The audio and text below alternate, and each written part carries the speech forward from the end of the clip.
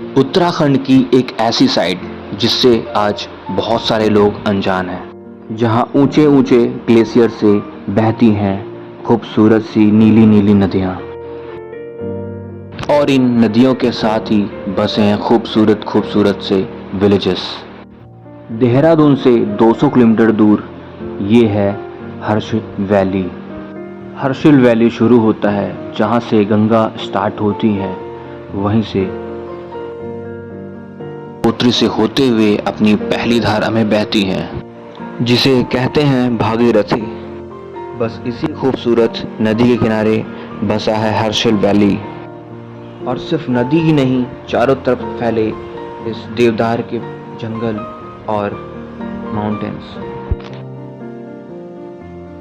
ये सब साथ में कुछ ऐसे लगते हैं जैसे बचपन में बनाई हुई पेंटिंग आज जिंदा हो गई हो।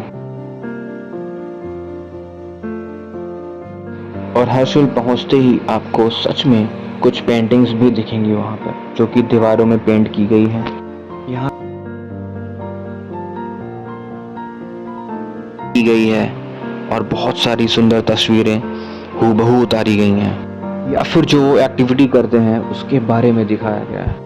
यूं तो हर्षिल वैली के आसपास बहुत सारे गांव हैं, लेकिन उसी के कुछ दूर पे बसा है बागोरी विलेजेस।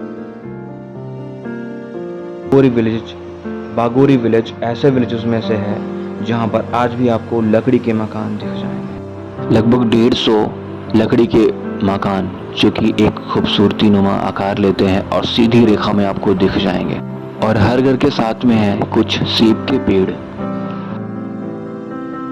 यहाँ की घंटियों की आवाज आपका मन मोह लेगी और आप सीधा उनके मोनेस्ट्री के पास पहुंच जाएंगे। यहाँ आप घूमते हैं तो यहाँ हर घरों के बाहर एक खास चीज देखने को मिलती है। हर घरों के बाहर ताले लगे हुए हैं, घरों में कोई नहीं रहता। सुंदर खूबसूरत होने के बाद भी यहाँ पे लोग क्यों नहीं रहते, एक प्रश्न चिन्ह बना हुआ है। तो इस चीज के बारे में एक खूबसूरत सी बात ये आई निकल के कि यहाँ पे 6 महीने लोग ऊपर पहाड़ियों पे रहते हैं जहाँ पे अभी ताले लगे हुए हैं, और 6 महीने नीचे होते हैं, उत्तरकाशी से नीचे 200 मीटर नीचे, जहाँ पे मौसम अनुकूल रहता है इनके रहने योग्य। बस यहाँ पे ये सेब के बागानों के साथ कुछ टाइम बिताने आते हैं। इन लोगों की इतने विचार होने के बाद ही मोनेस्ट्री और यहाँ के मंदिर एक साथ बने हुए हैं। वैसे तो यहाँ पे ज़्यादा लोग रहते नहीं हैं, फिर भी जो लोग रहते हैं वो घर के बाहर शाम को बैठ के साथ में चाय पीते हैं। चाहे आप बागोरी में हो या फिर हर्षिल वैली में, कहीं भी आप हो, एक चीज़ जो आपको हर जगह से दिख जाएगी वो है ये खूबसूरत गंगोत्री रेंज। पीक्स 22,000 किलोमीटर से भी ज़्यादा ऊंचे हैं। इस रेंज के पीक्स 22,000 मीटर से भी ज़्यादा ऊंचे हैं। इनको सामने से देखकर फिर आप नज़रें घुमा लेना इम्पॉसिबल हो जाता है, चाहे सुबह हो, दिन हो या फिर हो रात। ये पीक्स एक अलग ही खूबसूरती का अंदाज देती हैं आपको। ये पीक्स आपको एक अलग ही अंदाज देती हैं, सुबह, दोपहर या फिर हो शाम या फिर रात में। इन पीक्स को देखकर यही अंदाज़ा आप लगा सकते हो कि यहाँ पे कितनी ज़्यादा ठंड होती है, जो कि यहाँ पे लोग खुद से ही सूट बनाते हैं भेड़ की ऊन से, और खुद ही वुलन कपड़े। इंडो चाइना वॉर से पहले ये लोग उत्तराखंड के निलोंग वैली से तिब्बत तक ये लोग चल के जाते थे, और इनका जो ट्रेडिंग का मेन पर्पस था इन पहाड़ों के बीच से होते हुए तिब्बत में ही ट्रेड करते थे। बट वॉर के बाद Nilong valley line of actual control में आती है, तो यहाँ पे लोगों का रहना पॉसिबल नहीं होता और इन्हें अपना घर छोड़ना पड़ा। और कमाल की बात यह है कि जिस ट्रैक से ये लोग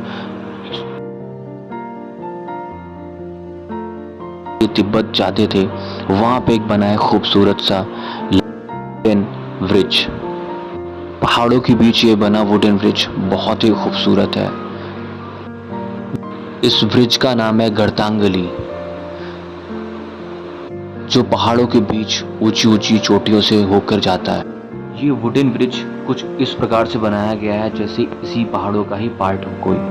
ये भारत और तिब्बत के बीच नमक का कारोबार यहाँ से ज़्यादा होता था। अभी फ़िलहाल में ये सब बंद है क्योंकि इंडो चाइना वॉर के बाद सब चीज़ें क्लोज़ हो गई हैं। इन पहाड़ों के बीच से बना ये वुडन ब्रिज बहुत ही कमाल का है, बहुत ज़्यादा ब्यूटीफुल सुंदर है, जो कि झरने की नदियों के बीच है।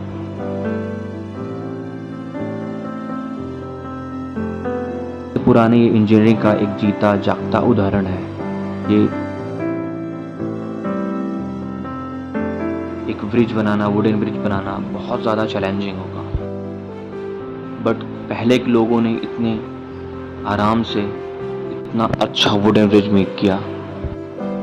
इस ट्रैक पे वॉक करना आपके लिए एक मोस्ट इम्पॉर्टेंट, बहुत ही खूबसूरत सा एक पल हो सकता है और एक बेटर एक्सपीरियंस का एहसास आपको दिला सकता है। हर्सिल वैली के बीच इस पहाड़ों में एक और खूबसूरत सा गांव है। इसका रास्ता इतना खूबसूरत है कि आप हर्सिल वैली से लेके इस गांव तक आप पैदल चल के जा सकते हैं। आपको एहसास नहीं होगा कि आप कितना दूर चले हो। इन सारे पीस को देखकर आपको यही लगेगा कि ये इंडिया ही नहीं, कहीं और ही किसी कंट्री में हम आ गए हैं, लेकिन ये अपना इंडिया ही है, उत्तराखंड ही है। और इस खूबसूरत सी नदी के किनारे बसा है जिस गांव का नाम मुखवा है। ये मुखवा गांव नीली नदी के किनारे बसा है, बहुत ही खूबसूरत, बहुत ही सुंदर। मुखवा गांव एक ऐसा गांव है जिसे आप इमेजिन कर सकते हो, बहुत टिपिकल गांव है। पुराने वुडन हाउस एंड ऊपर से झांकते हुए कुछ लोग, घर के नीचे से कुछ गाय और बकरी भेड़ लोग जहाँ के पालते हैं। यहाँ आते ही आपको ऐसा एहसास होगा जैसे ज़िंदगी की रफ्तार बहुत स्लो हो गई है। मुखवा का नाम यहाँ के एक मंदिर से है जो कि मुखवा ही है। मुखवा ये मंदिर यहाँ के लोगों के लिए बहुत ज़्यादा स्पेशल है और गंगोत्री के बाद ये गंगा माँ का दूसरा घर है, जिसे गंगा माँ का मायका भी बोला जाता है। मुखवा मंदिर के साथ साथ यहाँ के सेब के लिए भी बहुत फेमस है। इतना ज़्यादा यहाँ पे सेब एप्पल्स फलते हैं कि लोग यहाँ के पूरे सेब तोड़ भी नहीं पाते। हर्सिल वैली का चाहे बागोरी विलेज हो और फिर चाहे हो ये मुखवा विलेज, कुदरत ने इसे बहुत ही खूबसूरती से बनाया है। बट इन पहाड़ों को घर यहाँ के रहने वाले लोग ही बनाते हैं। यहाँ का पुराना कल्चर, यहाँ के लोग बहुत ही अच्छे हैं। और ये सीरीज़ कैसी लगती है आपको कमेंट सेक्शन में ज़रूर बताएं और ऐसी और सारी वीडियोस के लिए हमारा चैनल सब्सक्राइब